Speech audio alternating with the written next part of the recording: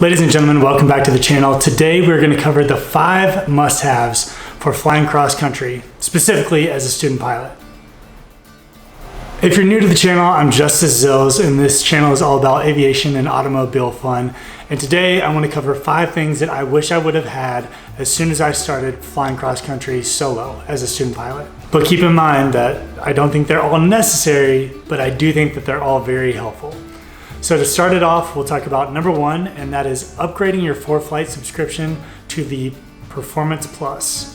In my opinion, ForeFlight Basic is a must-have. It gives you redundancy with your logbook, it helps you with flight planning. There's just so much you can do with ForeFlight. The reason why I think you need to upgrade to the Performance Plus when you start soloing as a student pilot is you're going to get aircraft performance profiles. With these profiles, you'll be able to more accurately plan all of your flights. You also have 3D view and 3D airport view. As you're planning your flight, you'll also be able to fly the route and see what it looks like on your phone or your iPad before you even get in the plane.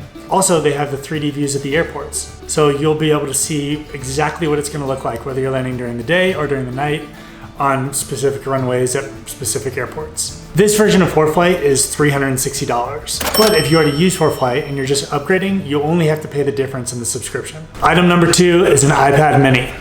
So the iPad mini is less expensive than the larger iPad, of course. Because it's smaller, it's easier to fit in your bag, but it's significantly bigger than your phone, so you're going to be able to see ForeFlight on this a lot better. The reason why I think this is so important, especially as a student pilot, is sometimes you're not going to be in the best planes. Sometimes you're going to be in older planes that don't have all the nice avionics, but with an iPad, you can basically have a GPS screen right there in front of you. The iPad mini starts at $499.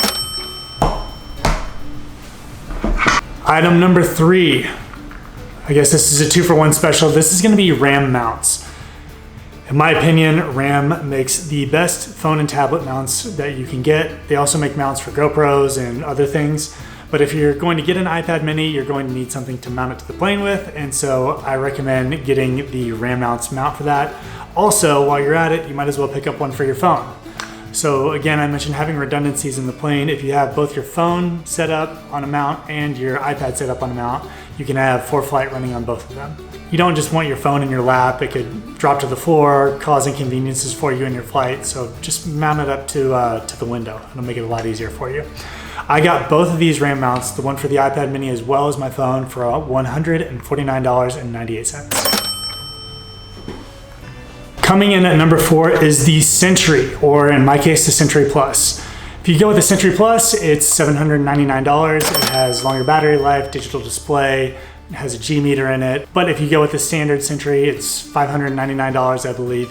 Whether you get the standard or the Plus, this was a game changer for me. This is like having an extra eye in the sky. It's like having flight following without flight following. Bringing this along with you will give you ADS-BN functionality. So you'll be able to see traffic on your phone. You'll be able to get weather on your phone, updated weather. You'll have accurate GPS so that if you're out of phone signal, you're still going to be picking up GPS with this.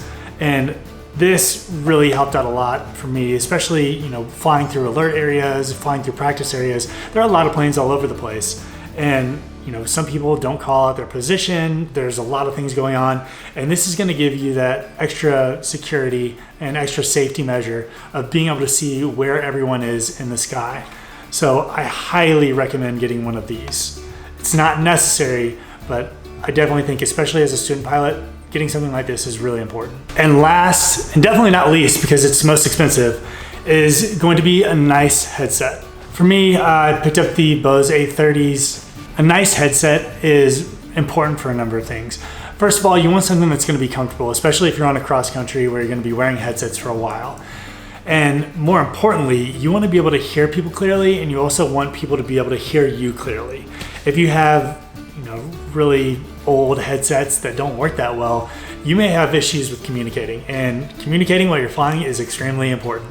The Bose A30s, right now, I think they're $1,299. You can also still get the A20s. I think they're $100 less if you want to go with Bose. So now let's recap.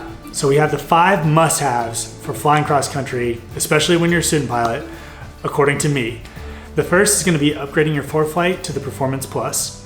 The second is going to be an iPad mini. Third is RAM mounts for both your iPad mini and your phone. Fourth is Century Plus, or at least a Century.